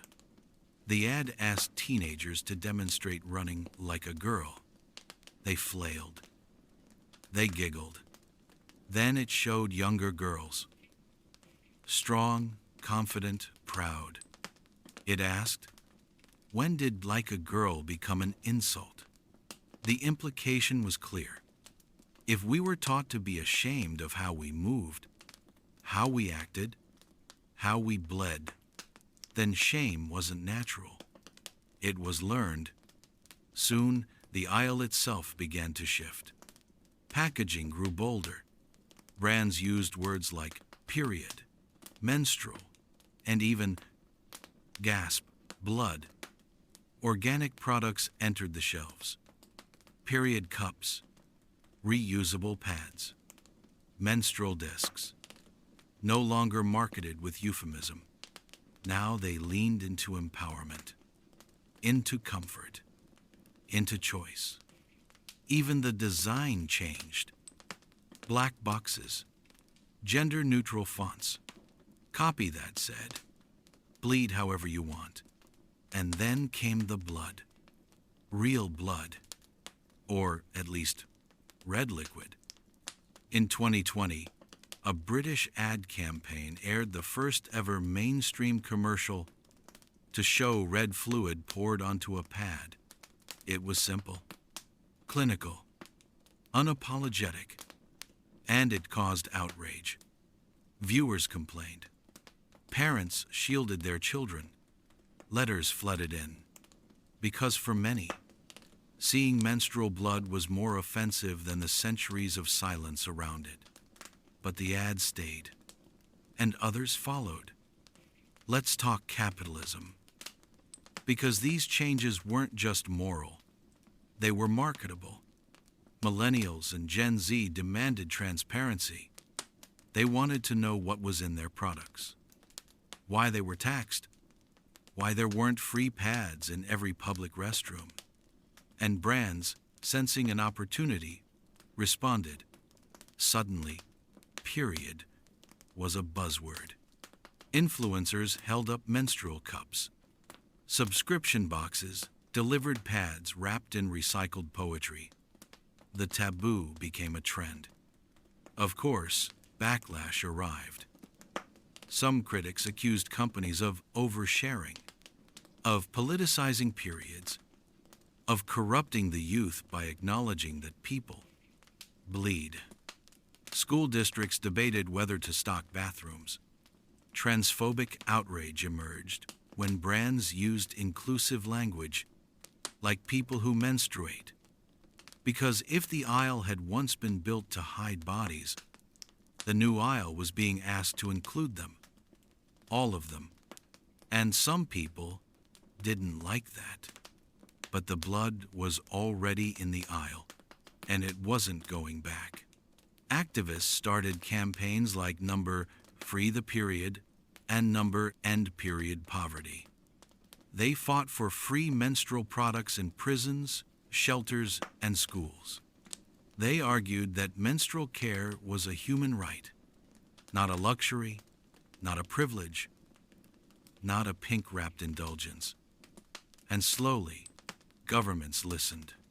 Scotland became the first country to make period products free by law. Other countries followed suit. The tampon tax, once seen as inevitable, began to crumble. The aisle, once filled with shame, was now becoming a site of change. Even language evolved. Feminine hygiene was phased out. Too euphemistic. Too binary.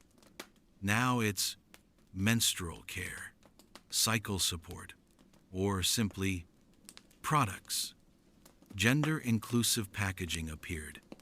So did broader representation in advertising. People of color, trans people, non-binary people, because blood does not ask for permission to follow gender rules. It just flows, quietly, universally, without apology. Let's pause here. Not for drama, but for perspective. It took thousands of years for a bodily function experienced by half the population to be acknowledged honestly on a supermarket shelf, and even now, many women and people who menstruate can't afford those shelves, or fear being seen in that aisle, or go without products altogether. The stigma hasn't ended, but it's bleeding out. So next time you pass that aisle, the one with the pink boxes, or the black ones, or the proudly crimson ones, look again. That's not shame. That's history. Stacked, bar-coded, and finally, beginning to tell the truth. There's an ache that lives in forgetting, not the loud kind, not the one that shouts through headlines or policy debates, but the gentle kind, the kind that folds itself into a drawer, tucks away old cloth, and quietly says, "We used to know this." Tonight, we gather what was left behind, the wisdom, the rituals, the remedies, the simple, sacred knowledge of how women once tended their bleeding bodies. Before shame arrived, before convenience wrapped everything in plastic. Because before there were aisles, there were stories, and they deserve to be remembered. Let's start with plants. For centuries, millennia, women knew what to use when the blood came heavy, when the cramps curled deep, or when the cycle didn't arrive at all. Mugwort, yarrow, raspberry leaf, red clover. Some herbs softened pain, others brought the bleeding forward. Some were brewed into teas, some burned as smoke, some tucked into pouches and worn around the waist like tiny green talismans. This wasn't superstition. It was science with a different accent. Observation, pattern, care. Long before it was clinical, in ancient Greece, midwives prescribed pennyroyal for delayed menstruation. It worked. And dangerously so, the dosage mattered. Too much could end a pregnancy. Too much more could end a life. And yet, they knew. They understood the plants, not as magic, but as medicine. Knowledge passed from mother to daughter, not written, not preserved in libraries, but whispered over steam. And when midwives were outlawed, When healing was claimed by men in robes, that knowledge began to fade. Some traditions followed the moon, cycles tracked by candlelight, notebooks that weren't just schedules. They were sacred. A red dot on a calendar, a lunar phase circled in charcoal, new moon for bleeding, full moon for ovulation. Women slept under moonlight, walked barefoot, ate differently, rested intentionally, not because someone told them to, but because they listened to their own bodies, to the pull in the gut that said, now. And when it came, the bleeding was not always met with dread. Sometimes it was honored. In some First Nations communities, menstruating women were thought to be in a heightened state of spiritual power. They fasted. They dreamed. They were given time to reflect, not as punishment, but as sacred distance. In the Navajo tradition, the Kinal Da, a ceremony for a girl's first period, marked her as a becoming. She baked corn cakes. She was sung to. Her strength was blessed. This was not exile. It was initiation. Even in Europe before the hush, there were folk practices that treated menstruation with respect. A woman might anoint her doorway with the first drop of her monthly blood to keep away sickness, or bury a blood-soaked rag near her garden to nourish the roots. She might save a pad, press it into a wound, and swear it healed faster. Not proof, not placebo, just centuries of small experiments measured in months, and pain, and survival. And yet, so much of this was erased, burned during inquisitions, dismissed during Enlightenment, mocked by textbooks, buried under the weight of modern medicine, which asked for evidence, but not testimony. They forgot to ask the ones who bled. Still, some fragments survived. In Balkan villages, grandmothers brewed teas for cramping. In West Africa, midwives pounded herbs into clay pots, handed to daughters in silence. In Southeast Asia, tamarind paste was rubbed into the lower back to cool the blood, to soothe the fire. In the Caribbean, water was spoken over, blessed, sipped slowly with both hands. Old knowledge didn't vanish. It scattered. It hid. It waited. And now it returns. Slowly, gently, not as dogma, not to replace what science offers, but to remember that the body is not a problem to solve. It is a rhythm to respect. Modern herbalists blend tinctures based on recipes found in dusty letters. Doulas teach cycle syncing. Women track their moods with lunar calendars. Apps and algorithms aside, they are reaching back for what was almost lost. Let's sit with that. The idea that menstruation was once communal, that pain wasn't ignored, that girls weren't alone, that there was a language before the silence. Not clinical, not hysterical, but lived. So if you're listening to this now, folded into your bed, hand over your belly, wondering why no one ever taught you this, know that the forgetting wasn't your fault. It was designed. But the remembering, that's yours. Blood is red. That much is certain. But how we've seen it, how we've spoken about it, that changes with time, with place, and with power. Tonight, we return to a world not shaded in pastel wrappers or hidden behind closed stalls, but one where bleeding came in colors, in fabrics, in songs and ceremonies, because menstruation was not always a secret. Sometimes it was a stage, and sometimes it was the script. Let's begin in a tent. A red tent. In many ancient Middle Eastern and North African cultures, women gathered in menstrual huts, sometimes circular, often sacred. The red tent wasn't just functional, it was symbolic. Red for blood, red for birth, red for endings and beginnings. Here, women rested, bled together, told stories that weren't meant for male ears. It wasn't exile. Not always. It was a kind of pause, a rhythm carved into time.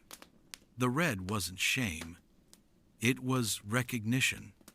In India, the color red is sacred, worn by brides, painted on thresholds, pressed into foreheads during prayers. And yet, menstrual red walks a complicated line. In some traditions, the onset of menstruation is marked with celebration. A girl's first period, or menarche, might be met with sweets, gifts, and ceremonies where her changing body is blessed by the women of her family. She wears a red sari. She's fed turmeric milk. She's told, "You are now part of something ancient." In others, the same red means exclusion. You cannot touch the altar. You must sleep elsewhere. You must not be seen. Same color, different meanings. Always powerful. In Ghana, some communities hold a ritual called Dipo, a coming-of-age ceremony for girls who have begun to menstruate. They are dressed in bright beads, their heads shaved in symbolic transformation, and they dance in front of elders, showing they are ready, not just for marriage, but for the world's weight. Blood is not hidden, it is acknowledged. And yet, like many such rites, it is not without tension. Some celebrate it, others critique the pressure, but all agree it matters. In Japan, there's less ritual, but more silence. In Shinto tradition, menstruating women are traditionally considered impure, not immoral, just out of sync with the sacred. They are discouraged from entering certain shrines, from touching offerings, from participating in temple ceremonies. But again, the red is double-edged. In traditional kimono design, red linings were once popular, not to hide the blood, but to frame it. Red meant youth, vitality, energy. The same color that barred you from prayer was also used to honor your spirit. In the Maori traditions of New Zealand, a woman's first period marked a shift in status. She could now bear children, yes, but she was also considered spiritually powerful. Certain rituals were performed. Older women guided younger ones. Menstrual blood, in some oral traditions, was a link between women and the gods, a thread of creation woven through the body. It was not shame. It was tapu, sacred. And sacredness, as always, came with space. Even in Europe, before the churches closed their doors, before science renamed blood as discharge and hush, there were folk practices that colored menstruation with awe. In Gaelic folklore, menstrual blood could heal, could bless, could protect infants from fey mischief or bless crops in lean seasons. In Eastern Europe, girls painted eggs with red dye during spring festivals, symbols of fertility, cycles, and new beginnings. Not everything was metaphor. Some of it was memory. But not every color was bright. In parts of the world, menarche, that first bleeding, meant the end of freedom. In some South Asian communities, a girl's first period was a signal to the family, to society, to future in-laws. She could now be married. Her price changed. Her life narrowed. In parts of rural Africa, girls were pulled from school because periods meant distraction or shame or the beginning of pregnancies not yet chosen. The blood came red, but the meaning came in shadows. Still, resistance.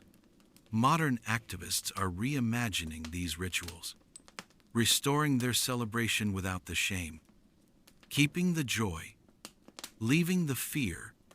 In Tamil Nadu, India, first period parties are growing in popularity again, but now led by daughters. Reclaimed, rewritten. In Australia, indigenous artists create installations inspired by the bleeding moon. They weave red thread through fabric, paint in streaks of ochre and rust, telling stories once erased. In Kenya, menstruation-themed fashion shows bring visibility to girls once sent home from class for leaks. Color returns, not as branding, but as voice. Even language carries shades. In French, les règles, the rules.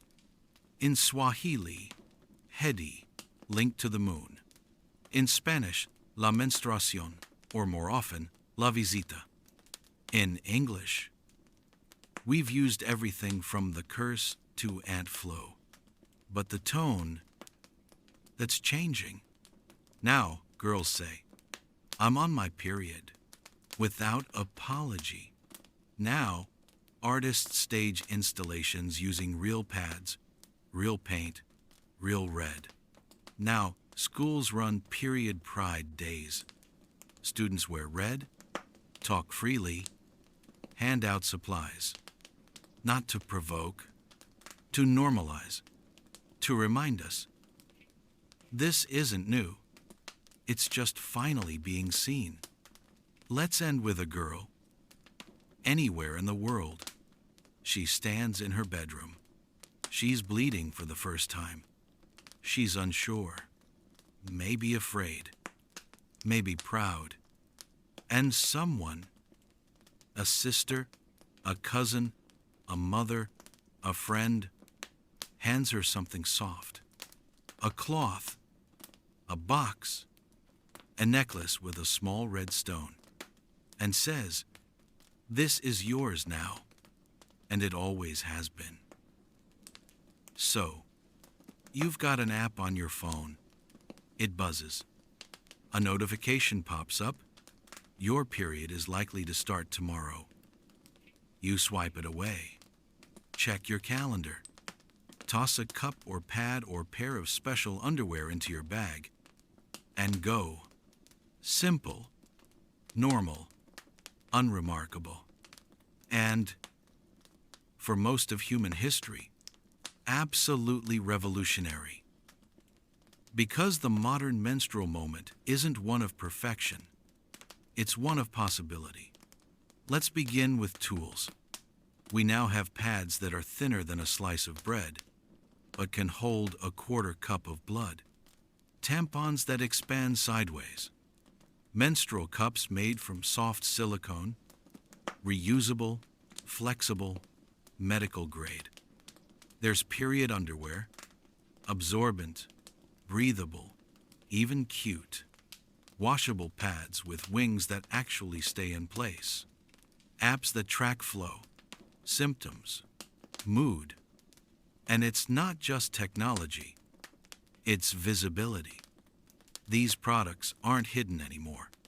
They're reviewed, rated, advertised out loud.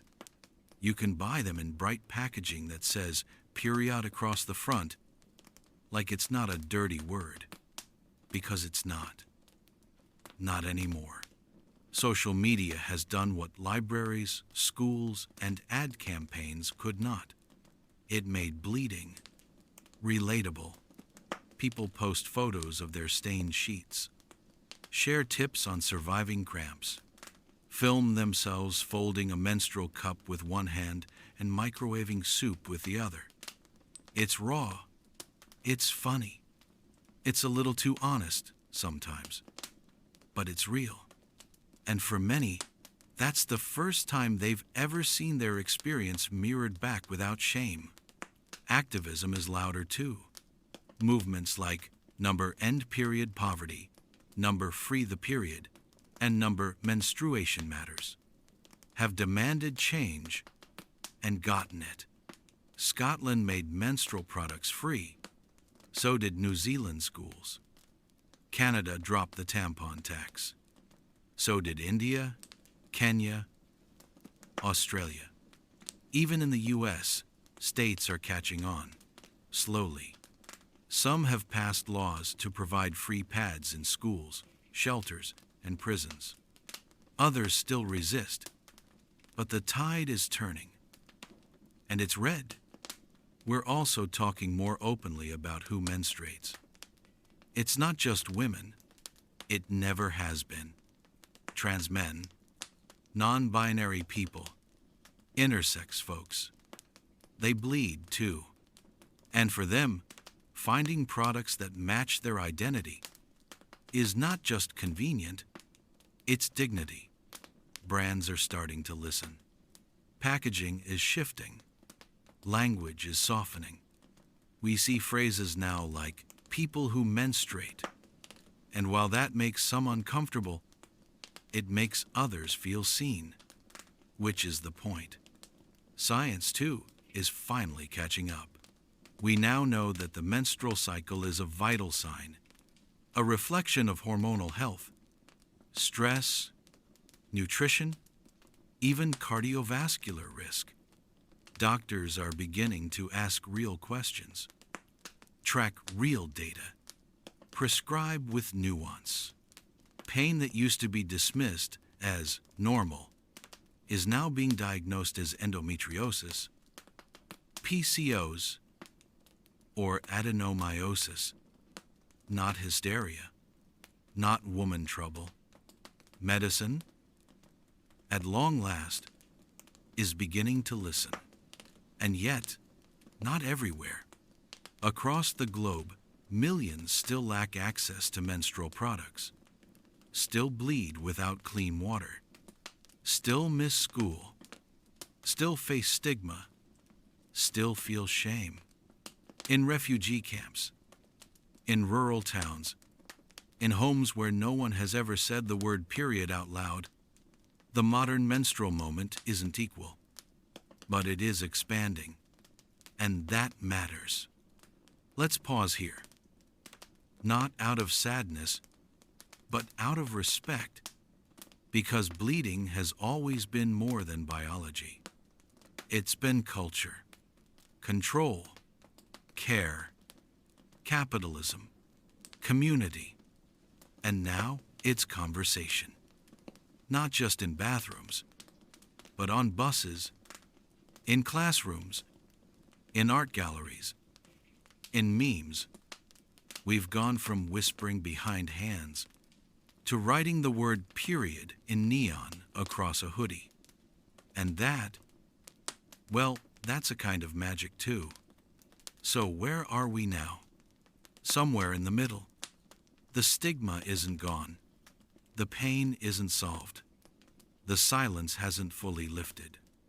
But still, you can stand in a bathroom, pull a pad from your bag, unwrap it without shame, and know that this moment, is the result of thousands of years of women folding cloth in silence and saying, we deserve better.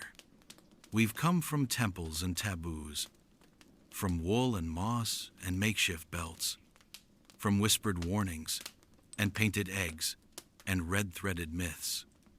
We've come through the aisles, the protests, the apps, and we're still bleeding. Not perfectly, not painlessly, but proudly. And more, together.